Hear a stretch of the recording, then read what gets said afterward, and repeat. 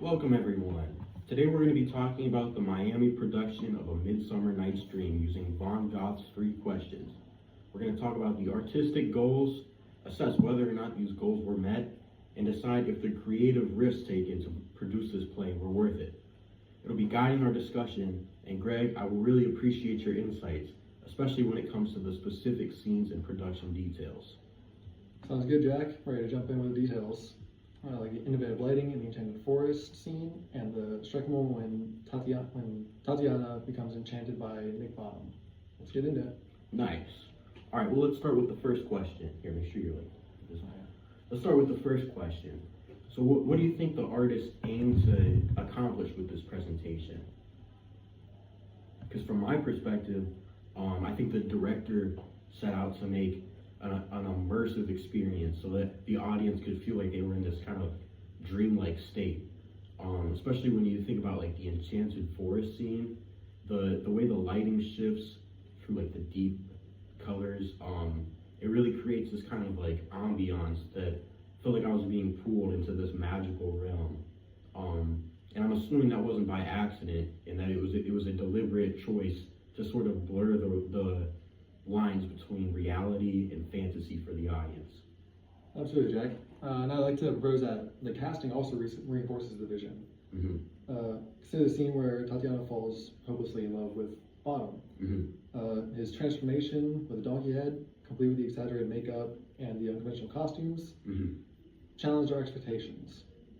Introduced a modern twist to the classic play, and it's clear the production was aiming not only for beauty and wonder, but also remind us that love and power can be very complex and sometimes even absurd. Yeah, I get you. There's also kind of like almost a strategy with the production and how it separates the mystical elements with like the realism. So for example, one thing that I noticed was the very sudden transitions between the like ethereal kind of enchanted forest to this very like grounded, realistic setting. It almost made me feel kind of disoriented, and to me, I thought that I was sort of forced to question like what is real and what is an illusion on stage, which really just added like an extra layer of engagement for me. Absolutely. The contrast definitely points to multiple layers of context from the director's approach. The blend of immersive visuals, the challenging narrative shifts, the colors and the lights. It all pushes the viewer to think deeper about both the form and the function of theater. Yeah, I totally agree. All right, so next up, did the production succeed in meeting these goals? I thought it did on several fronts. For example, the enchanted forest scene was just amazing. The way the lighting worked, it almost felt like I was there in real life, and that really complemented the way the story unfolded for me. I mean, that scene alone, it sort of like transported me into the play and gave it this dreamlike quality that I really haven't felt with any other production. Oh, absolutely. That scene was one of the high points for me. I also noticed moments where the execution wavered a bit, like a specific sequence where the lovers transition from the forest into the urban setting of the castle. It's just that shift felt abrupt. There wasn't much transition between the lighting or the characters. It just felt like it broke the flow a little bit, and that flow had been meticulously built over the course of the entire play. It momentarily pulled us out, but I believe that it did that with the scene in the kingdom and the wedding. That definitely pulled us back in. I gotcha. Yeah, I see where you're coming from. Like the major scenes were all on point, but there were like kind of some sudden transitions that kind of broke the overall like cohesion of the play. Especially with Titania's transformation. You know, it's like funny, it's kind of vulnerable, and it has this very like sharp visual design that really underscored the kind of reinvention of this classic play. So that really, you know, appealed to me. And I mean, even like the actors' performances and the costume details, it all just clicked perfectly for me. That's true.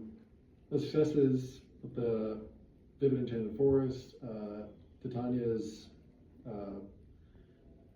gripping scene, more or less. How the production largely met at its ambitious goals, despite the few missteps.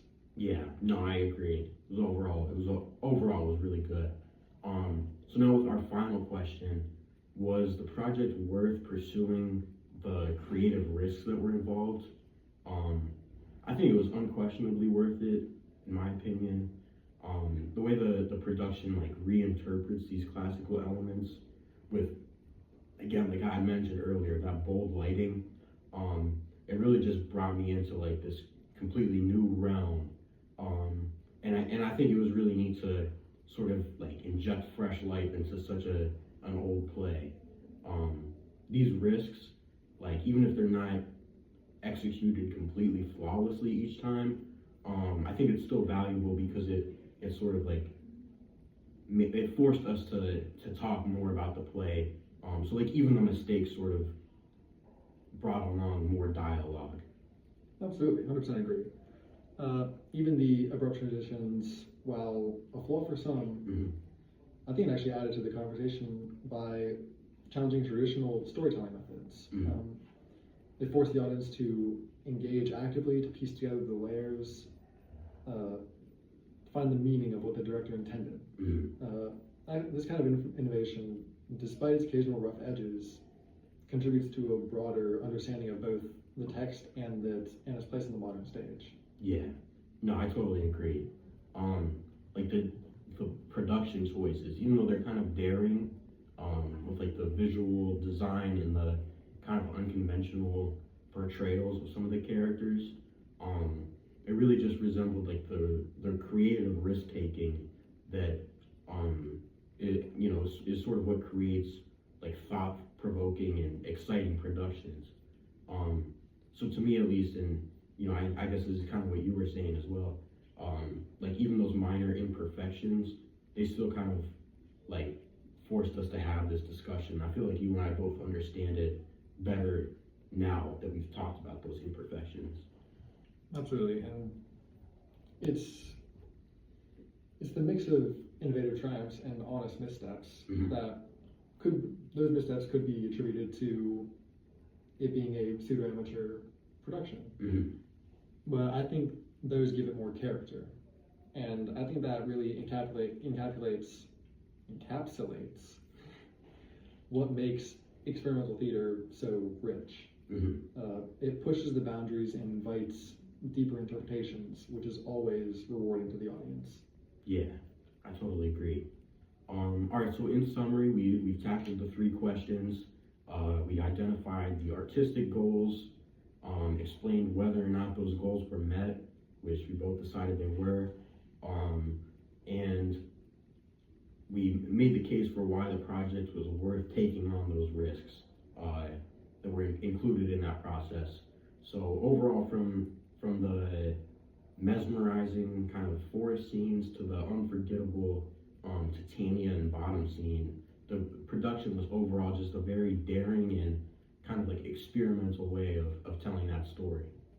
Right. Our discussion highlights how the production, despite its imperfections, challenge and enriches our understanding of classical theater and, in argument, modern theater.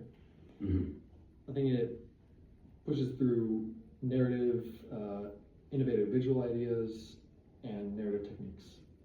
Totally agree. All right, well, thanks for your insights today. I found it very valuable. Oh, yeah. All right, we good? Got it.